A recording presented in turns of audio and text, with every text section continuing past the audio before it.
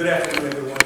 It is always good when you have opportunities to share updates, the status of activities that are going on, and especially when you're dealing with disaster recovery that affects the lives of so many people.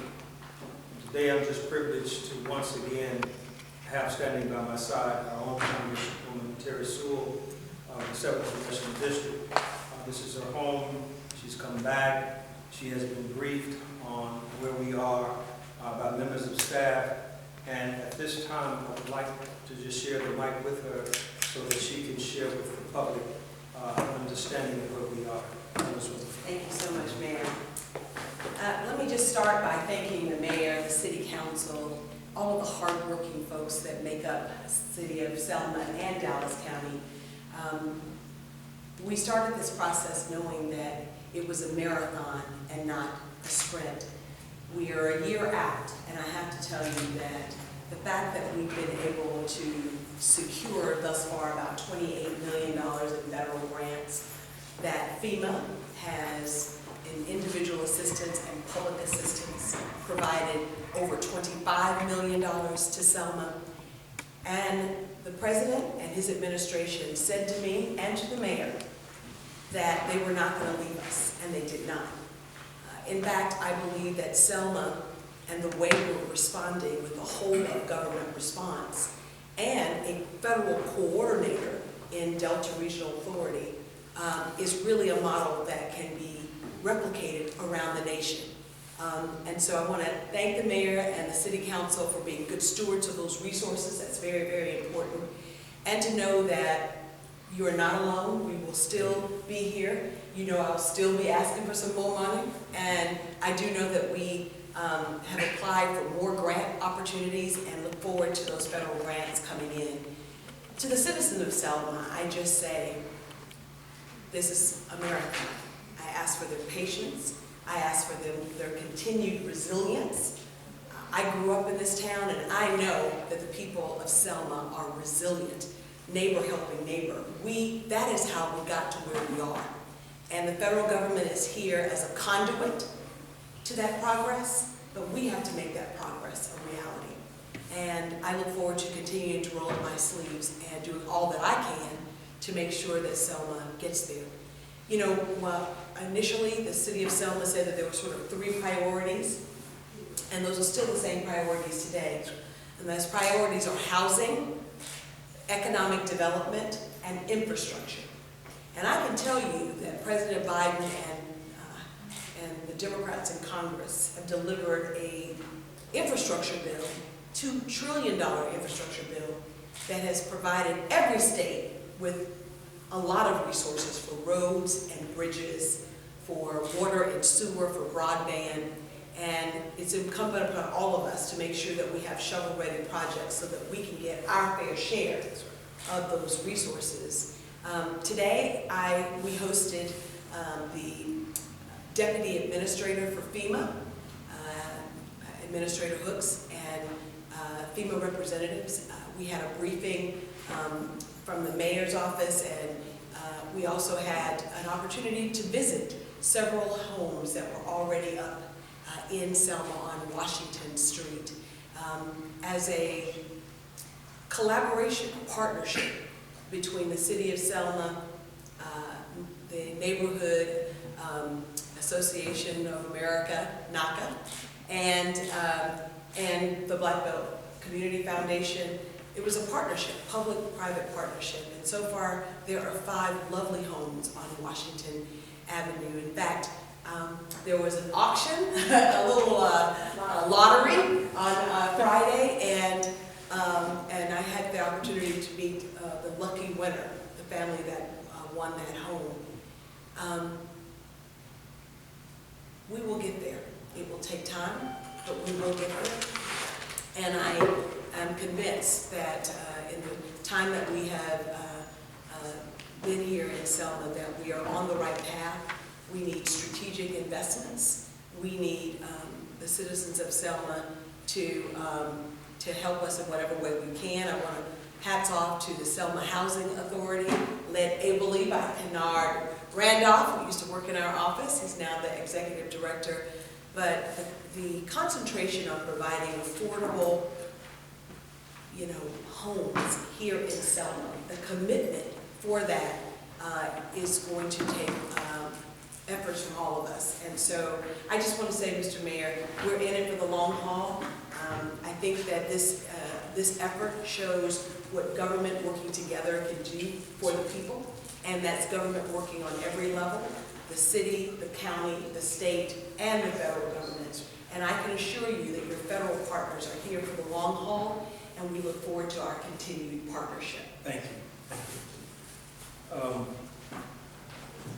There's a lot that we could say, a lot of details we could share, but I want to give you, the media, the opportunity to ask some questions that you may have about some of the work that's going on, some of the things that have gotten accomplished since January 12th of 2023. I do remind you, sometimes we forget where we were, and we only look to try to make some assessment of where we're trying to go. In other words, we continue to look at what's left to be done and don't look at the things that have been accomplished. And so what we're doing today is bringing people up to date on the accomplishments and some of the things that are taking place. So if you have any questions at this time, please.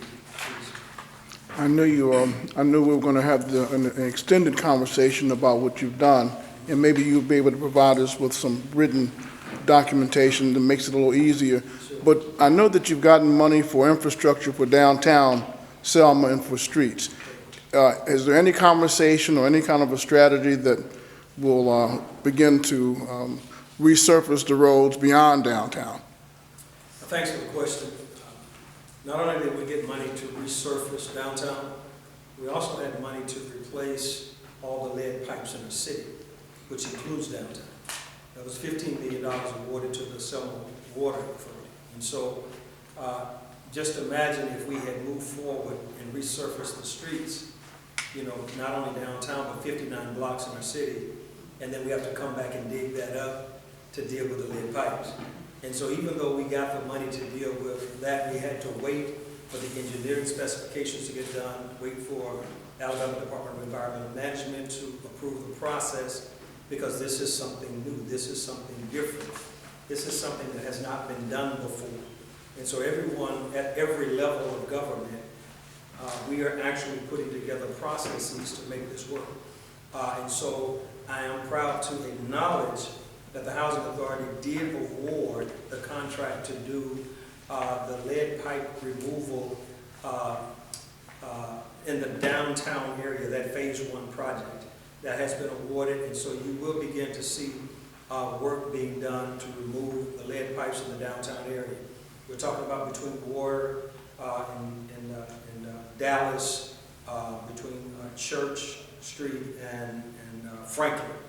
And all of those streets, once that's done, then we will come back and do the resurfacing. Also in the downtown area, we are moving swiftly to get the facades at all of our businesses redone in this downtown face improvement. Our goal, and it's a very ambitious goal, is to get this done before the 60th. But it is very ambitious. What we're asking the public to do is trust the process. Because we cannot just go in and start putting paint on buildings. These are historic properties. There's a lot of steps that go into these processes. And a lot of the things that we will run into, we don't even know they're there yet.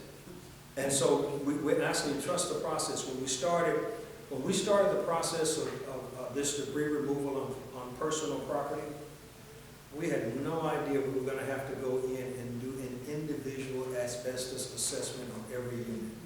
We had no idea that the Historic Commission would have to go in and do an individual assessment on every property before we could move. All of those things took time, and it has taken the time. But we are now to a place, a space, where we will begin to see some of that work getting done. But it's a process, and I know people can be a little impatient, but this is long-term recovery. That's what this is.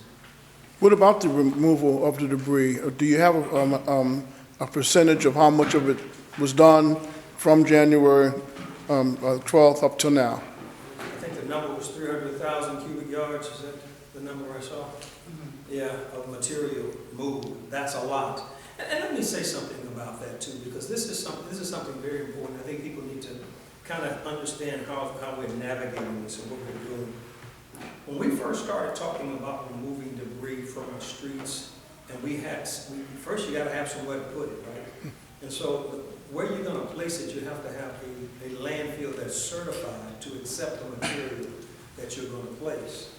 The City of Selma's landfill certification had some limitations on how much material you could approve in a given month. But there was a stipulation in there that we didn't know about. And so what we were about to do was the contractor was about to start hauling all of that material to landfills 40, 50, 60 miles away from Selma. The cost would have gone up exponentially. And see, we talk about the federal and the state partners, but there are some private businesses and some philanthropic organizations that are pitching in and are really helping. E3 Solutions, run by Deborah Love. When she heard about that, she began to look into those regulations for Environmental Protection Agency, EPA, and Department of Environmental Management in the state of Alabama. And she found something. That rule applies, there are exceptions to the rule over a 3-month period. So for 2 months, you can actually exceed your limitation. You just can't do it for 3 consecutive months. But let me tell you, that little nugget that consultant gave to us at no charge, she went in and identified that, pointed it out to the regulators. Do you know what that meant to us? It meant that $1 million that was about to leave Selma ended up in Selma. We got reimbursed for receiving that debris, and $1 million came into our community as a consequence.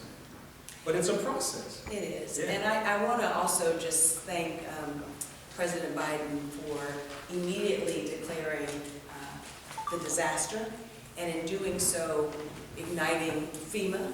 And I have to tell you, I have to give FEMA their due. They have been amazing partners with the City of Selma and Dallas County, and I just want to say thank you. So the Deputy Administrator, we had an opportunity not just to look at housing, we went and looked at the cemetery and Block Park, and we stopped at Laney's, and we saw the development going on both the west side of Selma and the east side of Selma.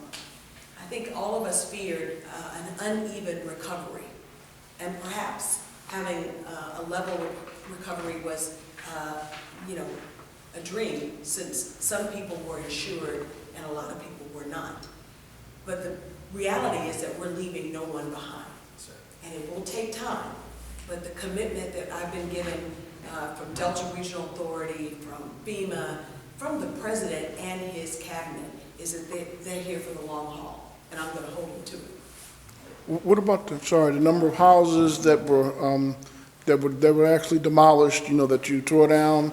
And where are you with Rangeley and some of the other housing projects that are being redone? Well, I will defer a portion of that question to Mr. Randolph at the appropriate time. We'll get to the specifics of what's going on with the Housing Authority. I want to step in that lane. That's outside of my preview, but I can get that information for you. But in terms of the number of houses that were destroyed, the number that we have used, and I've not given a specific number, what I've typically talked about was 40% of the residential properties in our community were either significantly damaged or destroyed. And then a very large percentage of those units were rental properties. And a significant number of those units, the landlords have chosen not to review. And so what we are doing in terms of building these collaborations, federal with USDA and their housing initiative, NACA, private developers, Hope Credit Union, we're building these strategies so that anyone in Selma who wants to own a home, if they trust the process and do exactly what they are instructed to do, they can repair their financial situation, their personal life, and actually own a home. Even if a person is currently occupying a dwelling with a Section 8 voucher, we have, through the Housing Authority, put together a strategy where now that Section 8 voucher can be used to pay their mortgage instead of their rent. This is a transformative strategy that we're doing here in Selma. It is a model for the rest of the world, and what we're doing is trying to make sure that what we do is right, it's legal, and scalable. That's what we're doing, so that it can be transferred to other micropolitans like Selma, small towns, non-entitlement communities, rural communities like ours, to have a model to move forward for disaster recovery. We're going to take one question from you all for the sake of time. Okay. Of that 40%, what percentage of the houses or buildings has been restored so far, would y'all say? I would say a very small percentage, but the planning, right now, we have 27, NACA has taken over 27 lots to do a housing development. They have put 5 houses up already. And we have the Housing Authority, how many units they got? 103. The Housing Authority has 103. We have a private developer that's doing a multifamily unit, 56 units, already approved and going in there, applying to get another 56 done. So, And has it not bought some property to put 100 yes, homes on? yeah, and we are actually, what long-term, Selma, what you will see long-term is this. You will see from Broad Street between First Avenue and Jeff Davis, Chestnut Boulevard, from Broad to the bypass, you're going to see a completely different space. In fact, on yesterday, what I shared with the public is that you can't look at what's there now and presume that that's going to be what's there later. You're going to have to be able to see the vision, envision what we're talking about. Newly paved streets, curb and gutter, new houses. The existing homes that are there that are salvageable will be remodeled. We are reconfiguring that entire neighborhood. And those folks who make the leap of faith and go ahead and get a house in there now, you will have one of the most high value properties in our community if you move forward now. So that's, we're saying this is hope achieved. This is where we are. Economic development is a big portion of this, and I'm looking toward the future. We've been asking a lot about what happened a year and a half ago. So I'm seeing plans for riverfront, multiplex, and even Water Avenue ideas. Are these ideas, or these plans that are going to be put into motion? Well, I can say that I secured $4 million for the multiplex, so it is definitely more than just an idea. The reality is that the soil erosion along Water Avenue is something that has got to be fixed. So I'm working with the Corps of Engineers to get that project done. And, you know, the hope is that we have a riverfront walk, that we redo Water Avenue. That's going to take time, but the reality is that we are getting resources specifically for the infrastructure, housing, and economic development that we want to see in Selma. Yeah. And Cindy, if you go to the amphitheater area now and move towards the riverbank, you will see dirt being moved. These projects. So that's more than just refixing the bank. This is prepping for. Yeah. Yes. Ground. Yeah, that is preparing for the river walk. This riverbank stabilization process, and it's also preparing for development along the riverfront. So we got to stabilize the riverbank. And then the other thing that people need to be aware of is real. When we first started looking at the stabilization project for the riverbank, I think we estimated about 43 million. 28. It's 28 million, but it's about 40 million now. because of the cost differentials and what is happening, folks need to understand that we are really up